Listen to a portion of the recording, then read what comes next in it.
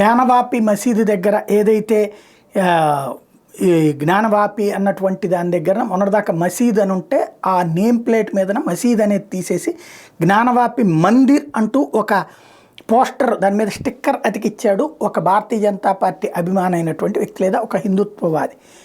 దాని మీదన ఇది రెచ్చగొట్టుడు చర్య అంటూ ఉత్తరప్రదేశ్ పోలీసులే కేసు పెట్టారు. అతని మీదన అతన్ని అరెస్ట్ చేశారు.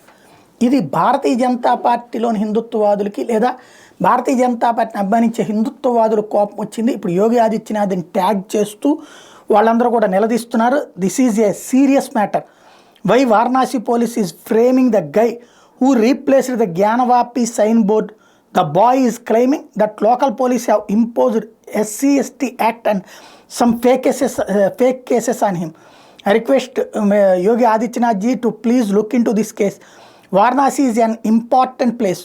Prime Minister Narendra Modi ji himself contests elections from here, and if some officers are anti-Hindu, they may attempt to manipulate elections as well. ఇది అక్కడ అధికారులు తప్పు చేస్తున్నారు. ఓ పక్కన యోగి ఆదిత్యనాథ్, ఓ పక్కన నరేంద్ర మోడీ పోటీ చేస్తున్న నియోజకవర్గంలో ఇట్లాగా ఆ మందిరం రాసినటువంటి అబ్బాయి మీద కేసు ఎట్లా పెడతారంటూ భారతీయ జనతా పార్టీకి సంబంధించినటువంటి నేతలు సోషల్ మీడియాలో అడగడం అన్నటువంటిది ఇప్పుడు సంచలనమైంది.